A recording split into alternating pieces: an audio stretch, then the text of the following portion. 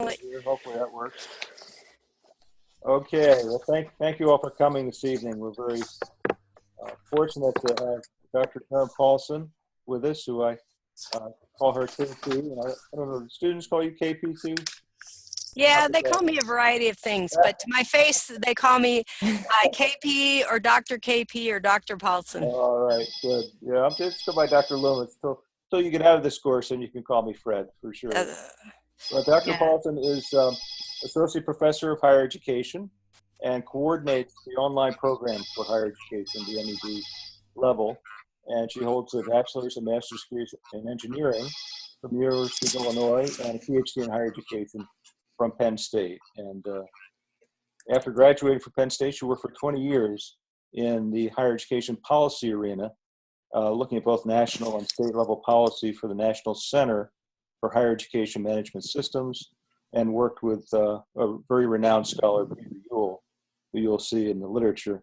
Her research areas of expertise include assessment, accreditation, evaluation, and women in higher education, institutional policy analysis, and quality improvement and planning. And Karen and I were classmates in the higher ed program and served on the alumni council as well. So I know the faculty feel very fortunate to have you leading us in this online adventure, and I know the students are very fortunate to have you as their principal academic advisor. So I think tonight we want to have kind of an overview and then Q&A. I have a couple questions from students that couldn't be here but sent me questions. Okay, did you start recording? Yes, I am recording, so you can begin. Excellent. Okay, now I have to watch what I say. Thank you very much. I'm delighted to be here with you. I've talked with many of you on the phone before in your initial advising sessions. If I have ignored an email from you recently, please bear with me, because Fred is our other full-time faculty member, and we have another person on hire, but they cannot start until August. And so I am running really fast until August, and then hopefully I will be on top of everything, but do send me reminders when I don't write back to you right away. So, we're delighted that you're in the program. We, the people we let in, every time I go through admissions files and everything, I am just humbled, because you are such an amazing crowd of people. So I love working with you. And you're early on, but one day we'll be at the end, which will be in the capstone, which will be with me, and you'll know me really well because we'll read through many papers together. So I'm going to start the PowerPoint. First, I'm going to share my screen like this, and then this. There you go. Okay, so one of the first things I wanted to say is that you've received this planning form, correct? Yes. And the part of it, it is for you to plan, but one of the other real reasons that we need it is because for me as the program coordinator to plan how many sections of a particular course we need, I have to have some sense of how many people are going to want legal issues, how many people are going to want the assessment course. They kind of go through various, waves and troughs. And so that's one of the reasons that we've come up with having this course planning form. It's actually for our planning, so I can have the right number of faculty members and the right number of sections set up so that you can get the courses you want when you need them, as well as to keep you on track with where you're going. Clearly, you're adults and you're working adults, so you are very motivated to know what courses you're taking when. So this isn't really as much of an issue on your side, but really does help us out a lot in terms of knowing if I need to have 2 sections or 3 sections or what. Because right now, for the summer, we've just started doing this planning form in Fred's class in 490, the last term and this term. I mean, he's always had students planning what they're going to take, but this is, it's only in these last 2 terms that we gather them back and kind of project to see what kind of courses we're going to need. So this summer, I'm finding that I need to have a couple extra extra sections that I didn't really know about. So by completing this, you really do help us as well. You should see on the course planning form the sorts of stuff that we discussed on your initial advising session. There are 4 required courses. Taking 490 and 545 early, which clearly you're in 490, are important because they set the basis and are the launching point for the rest of the courses. 801, which is Foundations of Institutional Research, is considered the research design course for the Master of Education in Higher Education, so it's important to take that.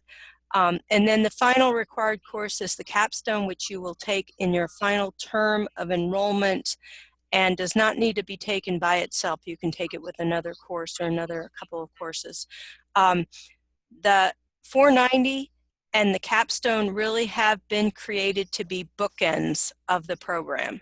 So when some of those of you who were on the call early, and I was saying that someone had gotten through without taking 490, because the graduate school has certain requirements that we have to embed into a program in order for it to fulfill the requirements for the graduate school, we've put those in 490 and the capstone. So if you don't take 490, then I have a problem justifying to the graduate school that you actually fulfilled all the needs that the graduate school has. So there are reasons why we have certain things in certain classes and why we have certain requirements. So that's enough about the required. Any questions about required courses? Fred, I can't see the chat boxes. Is there anything coming up in the chat box? Let me see if I can put that up. There we go. Can you see that now, KP? No, well, because I'm sharing my screen. Let's see. I can't see it on my screen. Are there any questions in the chat box? Yeah, I could relay the question. I can see it. So if anybody wants to chat a question, I think that'll work. Okay, or else just turn on your mic and ask your question. Doesn't seem like anyone has a question. Okay, so I'm going to move on to the areas of emphasis. Is that okay with everybody? Nod your heads. Thumbs up, stuff like that. Okay, so areas of emphasis, as many of you heard, we're showing now on the list the student engagement area of emphasis, the institutional research area of emphasis, the administration area of emphasis, and we've just recently added the philanthropy area of emphasis, so development and fundraising, that sort of stuff. We have a couple others that we have coming through the pipeline that would be like enrollment management, finance, stuff like that, HR, but they're all suggestions. So even though they're not listed yet, you could still be focusing on human resources. You can, I've got to work, I know Amanda's interested in career counseling. We need to get a better idea of what sort of courses kind of support the career counseling area. But so the areas of emphasis are basically suggested areas for you to focus your degree. You already know kind of what you want to do with your degree, and that's a way of focusing the courses. The courses that are listed on the various pages under area of emphasis are not required. They're suggested courses. So if you're in student engagement and you have no desire to teach or learn anything about assessment, you don't have to take the teaching course or the assessment course. So you work with your academic advisor, who in most cases is me right now until we have the new full-time person on in August. And we figure out what the best course is for you based on what you want to use your degree for. So many of you heard this in your initial advising meeting. Now, in terms of electives, this is a very flexible program. Which is simultaneously exciting for several students and frightening for the other set of students because they want to be told what to do. And I'm happy to tell you what to do, but many of you don't want to be told what to do. So I want to work with you to figure out what it is that you're hoping to do with your degree. What was the whole point of you coming back and pursuing this degree? So we can look for courses, like I said, women's studies courses. If you're into working with adult learners, we can do adult education, distance education. We've located several human resources courses. We've got some, not as many as we would like or be happy about international stuff.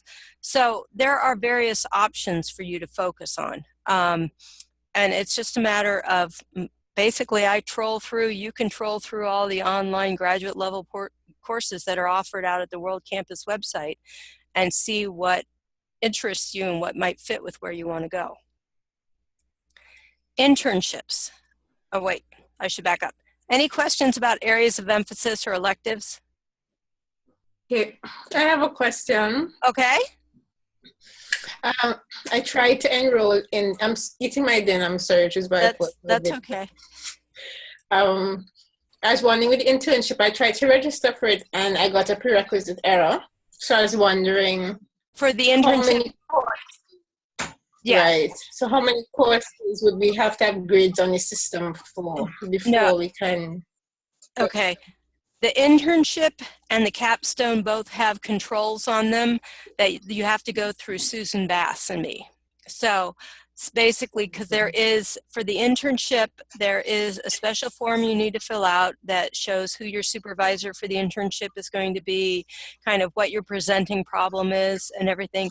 So if you send an email to Susan Bass and me, we'll get you that form, and then once it's returned, then Susan will enroll you in the internship class. Okay. And you get to the point where you need the capstone class, that also we have a control on that. Because we don't want people enrolling in the capstone until their actual last term. So we double check what you've had and if you're actually ready for the capstone. So you should send us a note when you're ready to have the capstone, and we'll work on getting you into the right term. You know, if I've got several people in the summer capstone and several signing up for the fall capstone. So those are two classes that we actually have controls on. That's what's going on with you, Karen. Okay. Okay. Other questions about areas of emphasis or electives? Oh, sorry, one more. Yeah. Is there a human resource in higher education course? Yeah. No, there's no specific higher education course. We found that there are a couple for nonprofit and public and human resources in the nonprofit and public sector that come out of public administration. So if you're interested in that, I can give you the numbers for that, and you can read up on those courses as well. Okay. Thanks. Sure. Other questions? All right. Let's talk about internships. As Karen was just saying, internships are a great way to find out more about a different area than the one you currently work in. One of the things we try and, well, we don't like to have happen is you can't get an internship for your job that you're already doing, okay? That just doesn't work. So if you're an admissions counselor, you can't get an internship working as an admissions counselor.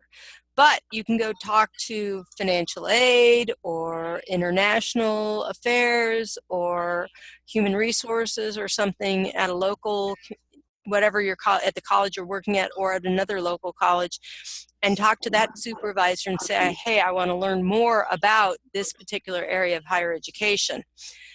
What will be needed is for an internship, you need to work 10 hours a week, and it does not have to be between 8 and 5, because most places you're basically free labor. They're happy to have you working on a problem that they've identified. Many times it includes a lot of basically desk research and other stuff like that, looking things up, looking for best practices, figuring out based on current structures what they could do better. So that's what you would do, 10 hours a week. And then a lot of times the supervisor will want to know, well, what's required of me? and the supervisor needs to be willing to meet with you, once a week, once every 2 weeks for an hour to make sure that you're moving forward and on board with your internship and making progress. You will also be enrolled in the internship course with one Dr. Frederick Loomis, who happens to be on this call, and he walks you through various exercises that help you connect what you're learning in your classes with what you're experiencing on the ground in your internship course, as well as making sense of what's happening in your, as you're working in this other unit that you've never worked in before, with kind of how does that fit with everything else. That's the basic outline of the internship. Fred, do you have anything you want to add? I think students that take the internship really enjoy that experience because it's exposing them to another area, and they end up making relationships and even mentoring relationships with other people at their institution or another institution if they're doing it there. So I think students have found it very valuable. And the main, there are different interactions that we have in the course and with each other. So, if we could have an internship class of 7 or 8 students, then you're also getting the benefit of hearing about how other students are going through their internship and problems and challenges that they're facing. So there's a lot of peer-to-peer learning that goes on. So we have a session like this a couple times during the course just for sharing. And you keep a personal learning journal as you have in this course for the internship, and then a big reflection paper at the end of the course. But I highly recommend it, particularly if you're trying to get into an area that you don't have experience in, or you're trying to transition into higher ed. I think an internship is definitely very valuable. Or the other place we've seen it is if you're trying to transition between one sector of higher education to another. Yes. So we have some people who are moving from the for-profit sector into the nonprofit sector, from community colleges into universities, or universities into community colleges, things like that, from private to public, things, so just to get a feel of how it is different and kind of how life works just a little differently in those various sectors of higher education. Any questions about internships? I have a quick question. Can you hear me? I never know. Yeah, who are you? Sherelle. Okay, hi Sherelle. Hi. So I know Karen asked about having that sort of registration block, but I just wanted to clarify, there are no other requirements that you have to fulfill before you can register for an internship, so you don't have to have a certain number of credits completed or anything? No. Okay. No, I mean, usually you would have minimally taken 490. Okay. I probably wouldn't if I knew about it, I wouldn't let them start with an internship with nothing else under their belt. So. Thank you.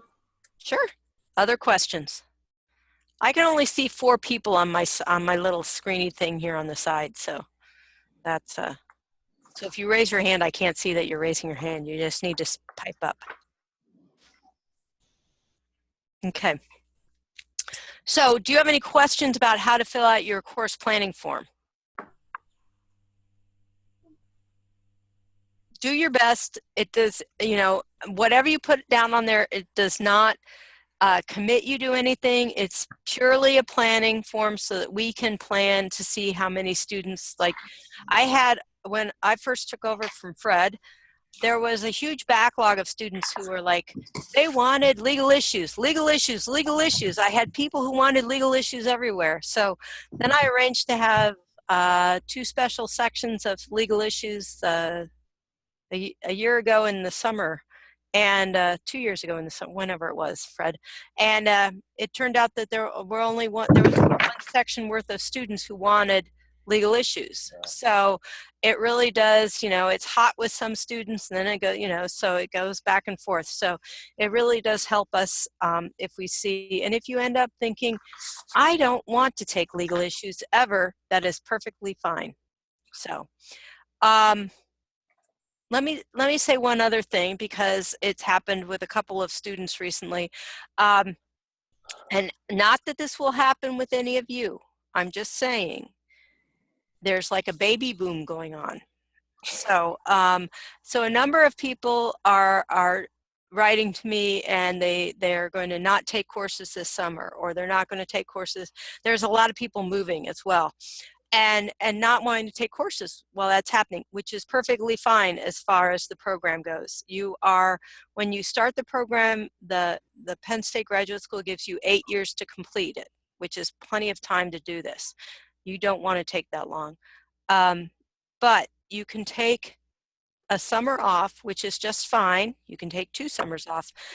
You don't have to fill out any additional paperwork.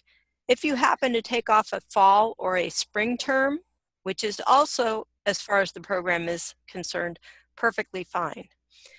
But you will need to complete what is called a resume study form in order to be able to get back into Lion Path and start enrolling again.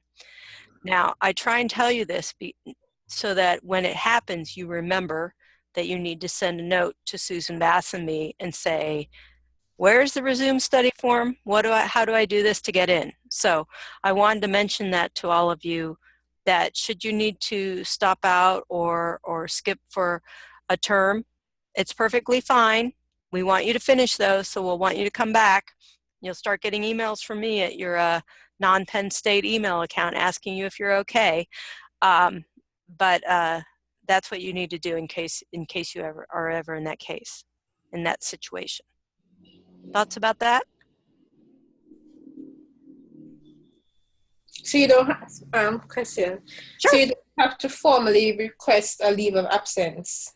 Not if you're gone in the summer.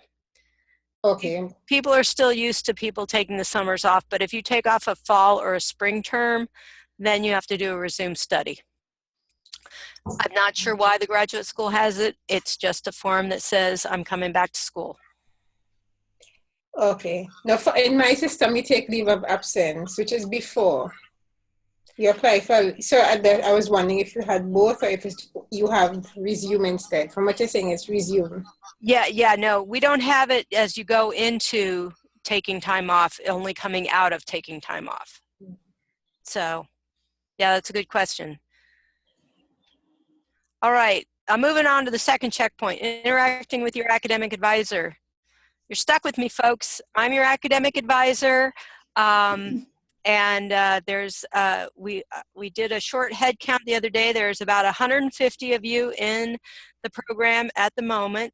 So I am, forgive me if I can't remember all of you who have taken various courses. I look them up in Lion Path, and I try and give you the best advice I can. I try to respond to emails, but as I said, if they get buried, please send me another email. It says, hello, KP, answer my email. I need some input. So, are you all set for this summer? Do you have any questions on what you need to take this summer?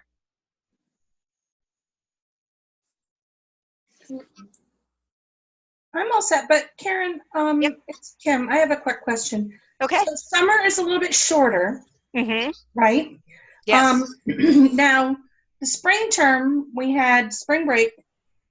Then we had another week that wasn't really listed as like really being off, but both classes didn't have any assignments due. Does summer have a break? No, summer is, I would say, because the fall and spring terms is a very good question, Kim. Thanks for asking. Fall and spring terms are both 15 weeks. The summer term is 12 weeks. Okay. We do not take any content out of any of our courses. Okay. We simply compress, which means that when you start a course in the summer, you have things due right away and you keep running right on through for the 12 weeks. Okay. So, and there is no fall break, there is no spring break. It's just run. You might be able to watch the fireworks on the 4th of July. That's about it. But that's a really good question, because last summer, and I actually was going to send some notes out on the Facebook page and on the listserv that said, folks, remember, summer, you have stuff due in the first week. You need to get into your courses right away and look and see what's there. Because last summer we had people who were like, but I have a vacation planned for 2 weeks here, and I've got this and I've got that. And it's like, probably you shouldn't have thought about taking so many courses in the summer then. Yeah. So that's just, I'm trying to be more upfront about that so that people aren't surprised, but be aware of that. Okay, great. Thank you. Okay. Other questions about? And plus, if you have any, I mean, we can talk about courses or options and all that kind of stuff. And basically, just if you get fed up with life and you want to know what the hell am I doing and why did I pursue this degree, feel free to send me a note and we can talk through that too. I do several of those types of calls every week. You know, people who are having a hard time in their current position, you know, need ideas about what to look for. I try and give them fresh eyes on kind of what their options are and stuff like that. So know that I'm available to do that. And I think I'm a good person to talk to. So, okay, other questions about academic advising? We're motoring right on through here. Oh, is there a requirement that we must meet with you every semester? No, I can't believe you don't want to meet with me every semester. No, I was. No. I actually had a very nice message from one of the new IR students who was like, you know, it's pretty obvious to me. I don't think I need to meet with you, but if you want to talk, we can talk. But as long as you're happy and you know where you're going, then that's good. If you have any point where you're like, well, I think this will be fine, please check in with me. Don't go rogue on me, because then if you go rogue on me, then I end up having to make special pleas to the graduate school or a special pleas to the associate dean in the College of Education, and they don't like that. So if you're wondering if something will work, please ask me first and have me send you an email, and then you'll have it documented. Okay? But no, I don't have to talk to you every week. Every term, every month, whatever. Okay. Do you all know about the Facebook page and the Facebook group? Yep. Yeah. Okay. You're all on. All right, good. I have been pretty quiet lately. I need to start putting some more stuff. I'm going to turn now to the capstone seminar, which I get a lot of questions about, well, what is actually in the capstone seminar, which sort of cracks me up because, you know, it seems so obvious to me, but that's because I teach it. The main focus is on a scholarly paper on a higher education topic of your choice. So you can choose a paper that you began in one of your other courses that you've taken while you were in the program, or if you have another area that you're just interested in, you can do that too and write it from scratch. The issue with writing it from scratch is that for the first draft, which is due fairly soon after the term starts, you need to have 3 to 5 pages drafted so that it can be, you can use it as your basis for where you're going to build, because we do peer review groups. So I assign you to peer review groups. I try and go by someone's out, who is it, is out on the West Coast. Rachel's out on the West Coast, and I try and break people up by, you know, these people are in Pennsylvania, these people are on the East Coast, these people are in the South, these people are in the Midwest, these people are in the Mountain Time Zone, these people. I've got a West Coast group that includes someone from Japan right now, because that seems to work out the best for having our synchronous sessions. So I try and do that. And then what you do in your peer review groups, it's usually 3 or 4 people in a group. You read each other's papers and give them feedback. We give you instruction on what you look for. Don't just look for the simple things, the grammar things, but look for the big things. Did they really make an argument? Did it make sense? Have they persuaded you that they know what they're talking about? That sort of stuff. So then with each group, we have a synchronous session. So we work with the people in the various groups to schedule those synchronous sessions. And we go around, and if someone is a writer and they're in the writer hot seat, then they sit quietly with their mute on. Their first peer reviewer gives them their feedback about their paper and what they liked and what they thought could be improved. The second peer reviewer gives them feedback about what they liked and what they thought could be improved. Then I give them feedback and what I thought could be improved.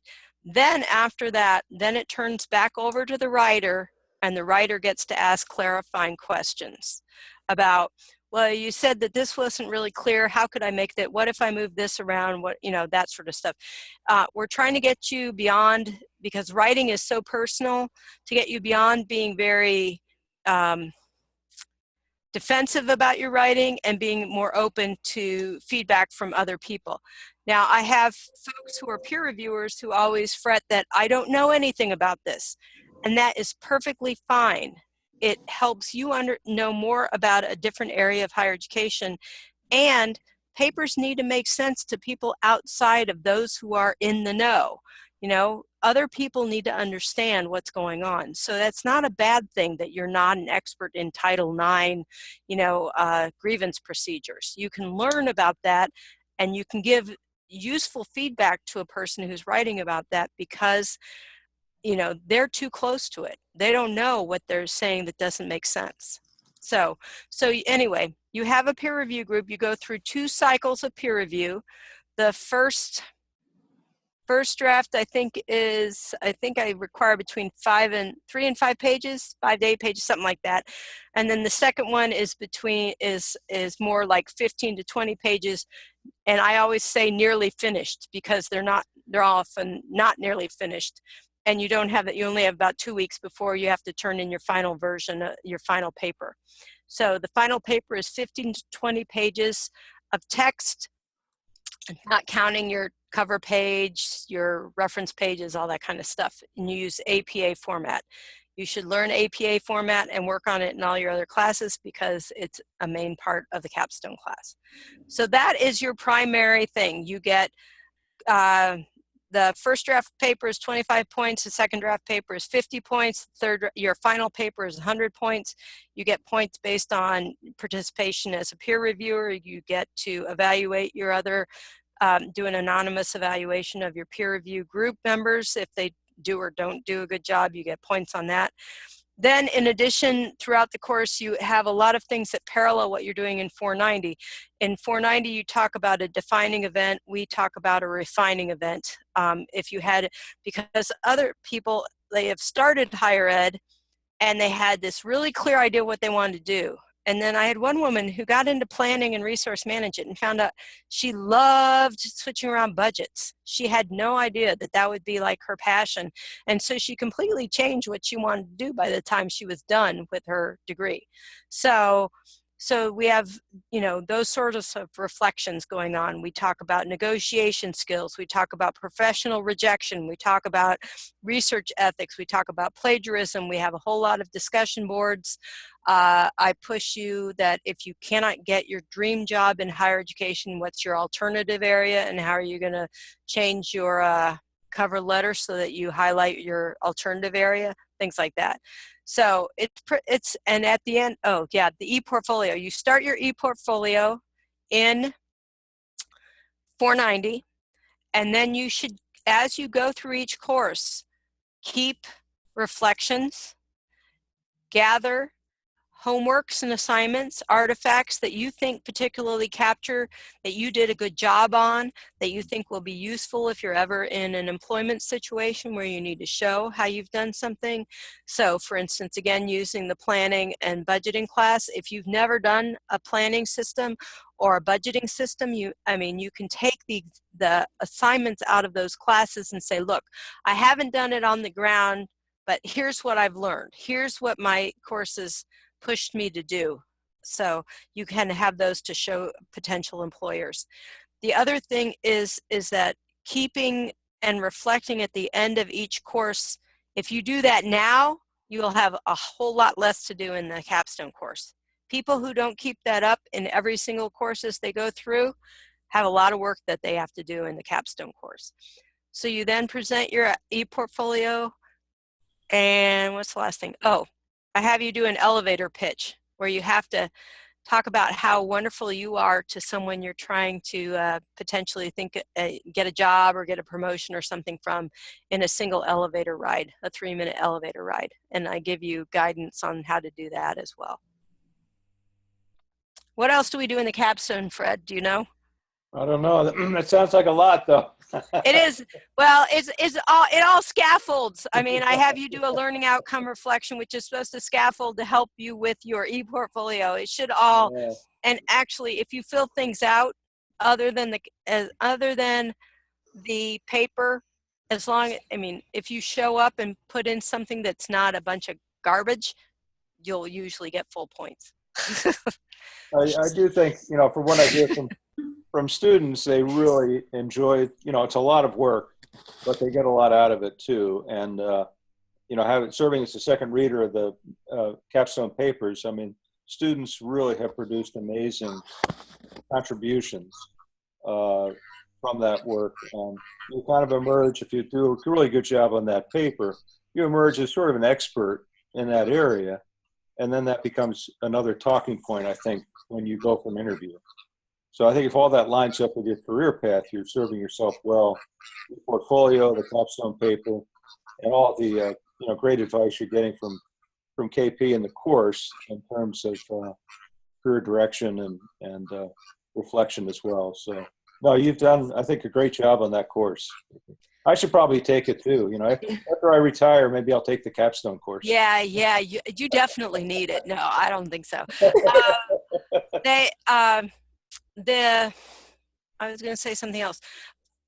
Because the M.Ed. is a professional degree, I know you don't need to know that much about like writing journal articles, but the concept of peer review is such a central part of all aspects of higher education, not just for faculty members, but for administrators and for others, so that this will help you with reviewing conference proposals and other things, and being an active member in various organizations and other stuff as you move along. It just gives you a really good basis for how do you give feedback and how do you receive feedback. So, other questions about the capstone? What did I leave out about the capstone? I heard you say that we can use the e-portfolio for potential employers. Yes. I was then wondering that the site is going to be available to us after we graduate, because I see it's a PSU site, so I thought. Yeah, that is a point of discussion. I think you can stay in PSU sites because remember, once you graduate, you are a graduate of Penn State, and I think that is one of the things that you have access to. The other thing is that people, by the time, it's one thing when you're in 490, but by the time you get to the capstone class and you're putting artifacts in there, some people don't want to put their work out in what is essentially a public site. Now, they have to have the URL to get to it, but if they happen upon the URL, then they might be able to find your stuff because they aren't passworded. So some people worry about that. I worry about that too. This may be more of a female thing, I don't know. But I would say that at the very least, you need to keep either on your personal laptop or on a stick drive an organized set of artifacts and reflections and other things that would basically constitute what you would have in an e-portfolio, so that you can pick and choose based on like the sort of job you're going for. Okay, so that I think of it as being a little bit more flexible than that. I think there are negotiations about keeping sites around, but I am not sure about that. That's one of the other issues, is that you may need to move it into, some form of static PowerPoint or something like that. But for the purposes of while you're in the program, you should be okay in sites. Okay. Other people have used, is it Weebly, Fred? Yes. Yeah. Most people now are using sites for their, we've encouraged them. Okay. Because then you're learning WordPress.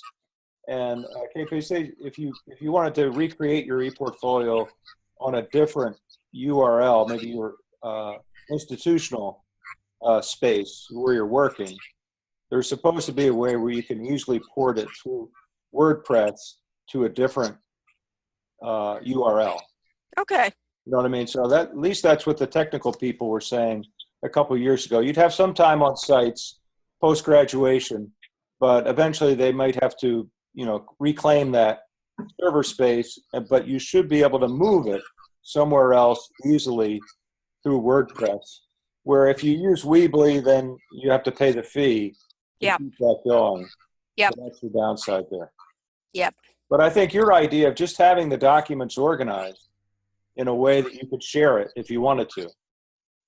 But I think you're right about, people want to protect their privacy and not have it out there. And we've got a couple of students that have password protected their ePortfolio, which is fine.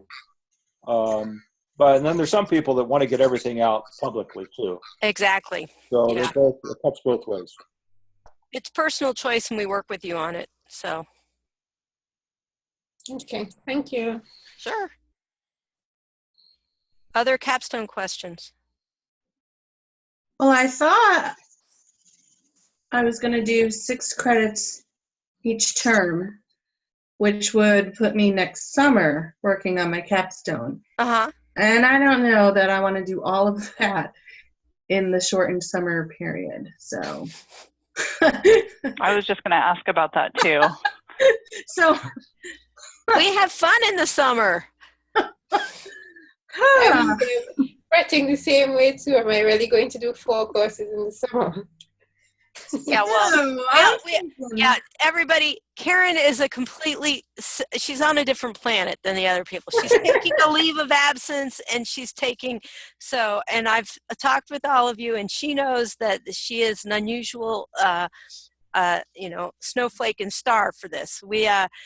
Most people take 1 or 2 courses at a time, so. Yeah. I mean, and I'm going to do 2 this summer and see how that goes with 2 this summer. And I was like, oh, okay. And this is not even going to be an advising question. This is going to be more of a financial aid question, and I should know the answer to this question. But I have to take 6 credits to get federal financial aid. To get my loans. Yeah. Mm-hmm. So I would either have to take the entire summer off and then do my capstone in the fall. All right, but that's good to know how much work is actually in the capstone. The other question I have, KP, is when I looked at the email that Susan sent that had the 2017 capstone presentations that are being done on campus by the MS in higher ed students that are the student affairs emphasis. The student affairs folks? Yeah. It looks like every one of them was focusing on something related to Penn State. So are we limited or did they just happen to choose that? That is the last residential class of the student affairs and higher education program that has been closed down. That is a special residential class that's not related. I mean, it's related because it's in the same program, but that program has now been closed down. So those are special cases. Okay. Well, I just wanted to make sure, because like I said, looking at all of their topics, they were all specific to Penn State. Yeah, and they're all very student affairs. And no, I've got capstones right now. I've got capstones about papers about Title IX, about international students, about FERPA, about going test admission optional in the enrollment process. So I've got others, they're all over the place. Okay, great. Awesome. Thank you. Sure. Good questions. So I think in line with Kimberly's question, and I'm not sure I'm sure this is very dependent upon the classes and who's teaching it, but that does raise a concern. Would you say that there are any courses that you would just not suggest taking at the same time? In terms of that's a very heavy workload, don't do those 2 at once. Assessment has a heavy workload. I think, see, it's hard for me to tell. All of our courses are pretty content heavy. Okay. Karen, you're taking a whole bunch of them to help me out here. Assessment is heavy. Legal issues and students have a lot of reading because you're reading cases and you're reading about student development theories. Mm-hmm. But I think it's commensurate with what you're doing. Org theory isn't too bad. It's got 4 primary assignments. It has several discussion boards. Enrollment management. I don't think planning is too crazy. And actually, I don't think I think in the capstone, the biggest thing is your paper. You need to focus on your paper. So I didn't mean to scare you all off. So we just I won't take assessment in my capstone at the same time, probably. Probably you don't. You probably don't want to do that. No. Okay. That makes sense. Assessment is a lot of work, but you learn a lot. Okay.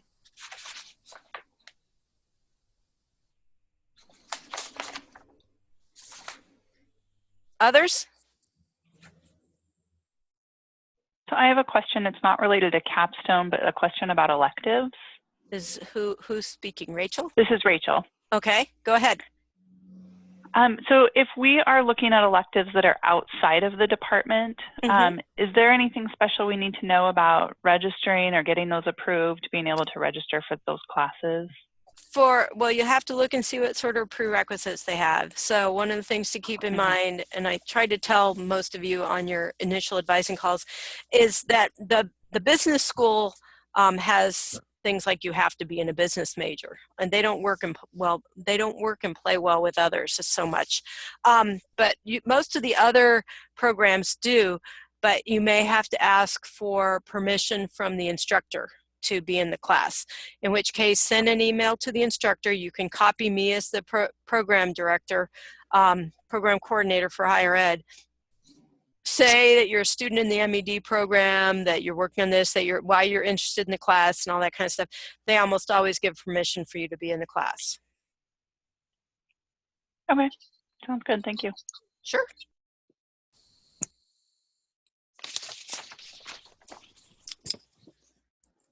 Okay, mentoring and professional development.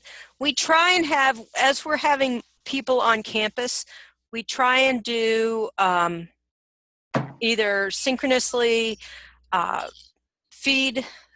the feed, stream the feed, so that if you're able to join, you can join, or we try and record it so it's available if you want to watch it. I'm working on getting some online specific sessions done. I've got the career development people in World Campus for Student Services. They're putting together something for higher education specifically that we're going to try and schedule and put that on at night. Other forms of mentoring, talking to any of the faculty. The faculty are usually just thrilled. Even the adjuncts, Fred, me, the others are happy to help out and talk with you about whatever you need in terms of how you're moving through life. Because, for instance, we have a number of people who have worked with for-profits or are working for for-profits, and since I know some of the movement between for-profit and the nonprofit world, they tend to talk to me about various things and how to move between the two groups. So there's a lot of different stuff like that. Fred, what else did you have in mind in terms of mentoring and professional development? I know members of the Alumni Council, you call HEPAC, offered to service mentors, and you can certainly contact anybody on that list that we shared in the 490 anytime throughout the program. Yep. So there's a good match there. And that we're trailblazers. We're a fairly big program. We're a fairly big program and vibrant program in the College of Education. I will get things that say scholarships for graduate students, and I will invariably call over to whoever sent it and said, really? For my online students? Do you really mean all graduate students in the College of Education, or do you mean residential graduate students? Because they're like, well, no one's ever asked us that. And I was like, well, I've got a bunch of students who would love to be eligible for scholarships, so I really need you to clarify this. So we're really working hard on getting the college and the university to always identify what can be, that there's no difference between online and residential. And that's what I'm pushing for. So I keep trying to send things out to you. We've got the HESA, the Higher Education Student Association, has a person. We try and link everything in. We've got some we send you all the stuff about when the HESA events are, which some of you may roll your eyes and go like, I'm ever going to get to that. But we do have people who, there's a student, an online student in, she lives in New Jersey. She has really good friends outside of State College. So if she knows that the HESA picnic's going on, she'll come into town that weekend and we get to see her at the picnic. It's so much fun. And then there are some, so you'd be surprised at how many online students are actually flit through, physically through State College. And then at graduation, we'll hopefully see several of you too. So there's different ways like that. And we're trying to create a pretty vibrant community. Like Fred says, the Higher Education Alumni Council is very important. And I think that HESA also does a matching of students with other student mentors. So like if you want to know about academic advising and you want to be paired with a student who's from academic advising, you can do that through HESA as well. Okay, final thing, we got 7 minutes by my calculations. If you want to get the institutional research certificate and the M.Ed, okay, so all the words are very important here. So 2 certificates, institutional research certificate and M.Ed master's degree, that is 36 credits.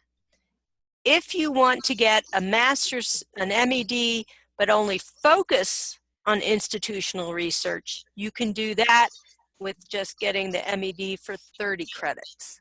So they're 2 different things. You get 2, the thing to focus on is you get 2 credentials for 36 credits. You only get 1 when you do the 30.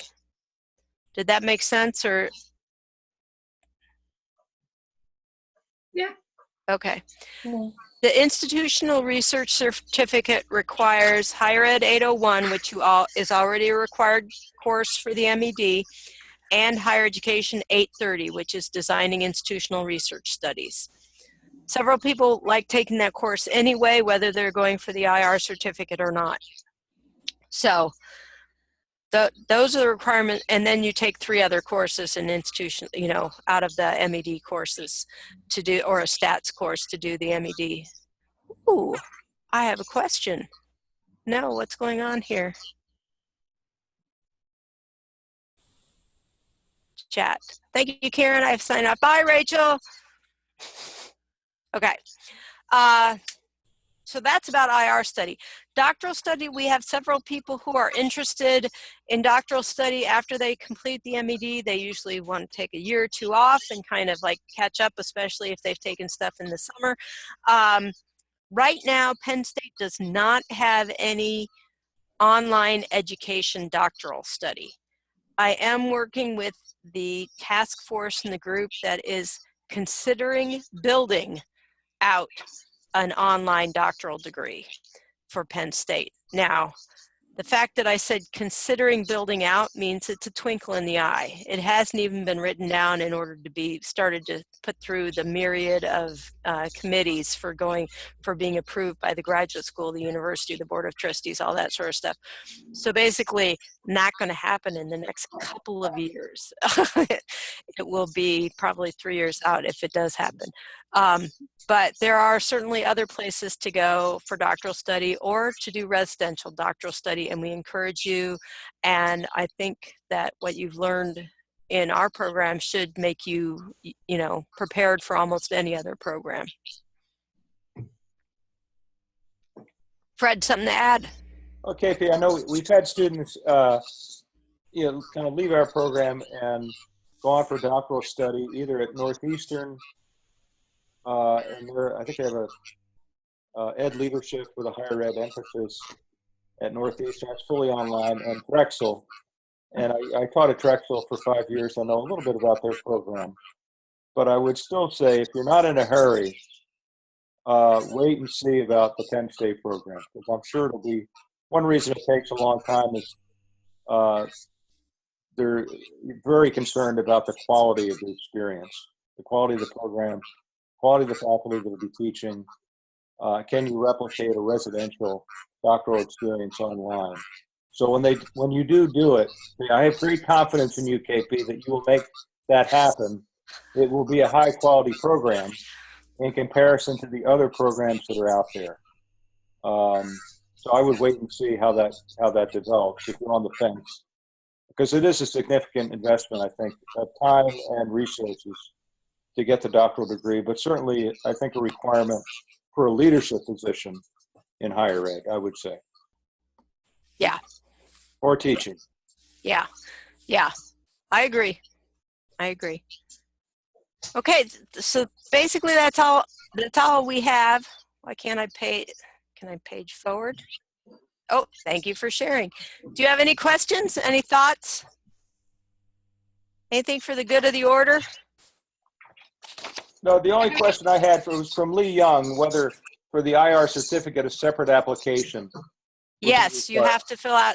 Yes, you have to fill out a separate application, and you have to pay for the application. I've checked on that a couple of times. So there's a whole separate process. Even like if students decided now that they wanted to get the institutional research certificate, they would have to apply. Yes. And then take the extra 6 credits, right? Yes. Great. Yes. Or you can finish and decide you want to take the extra 6 credits sometime within, 5 years, I guess. So, or if you're in the IR program, that you have to apply and get into the M.Ed program within 5 years, so your credits don't time out according to the grad school. Are you getting any interest in the other certificates in education, like the adult ed or distance ed certificate? People are interested in the intro and the second courses, but I haven't had a lot of people talking about pursuing the full certificates in those areas. Okay.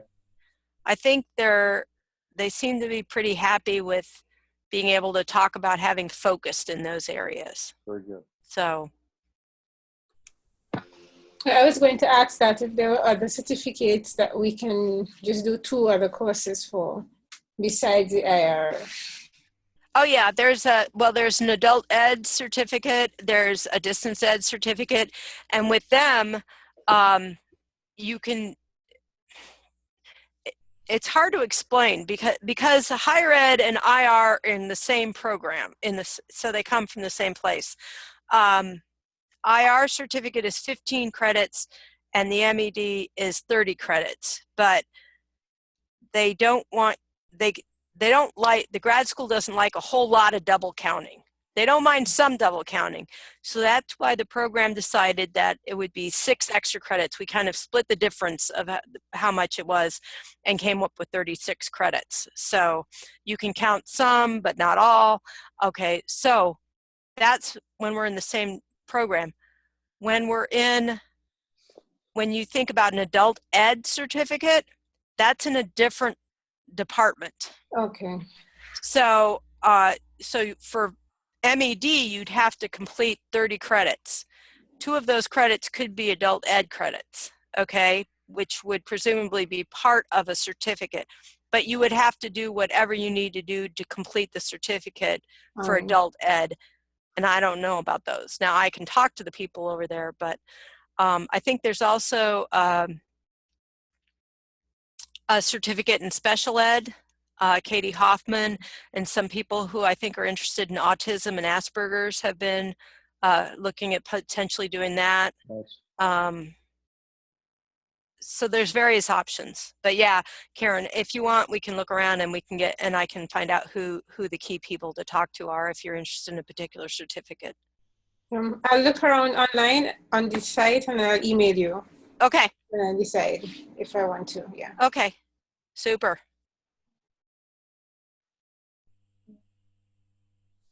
Kelly, thoughts? Intisar, thoughts? I'm good. Yeah, sorry, I'm just listening, but I'm okay. I'm just a little sick, so that's why I didn't want to talk too much. But okay. Thank you though. All right, great. Well, thank you all very much. I'm looking forward to having you all in the capstone, and I'm sure it's really not as scary as I've created it to sound like. You can send a note on the Facebook group and say, really, is she like as psychotic as she sounded like?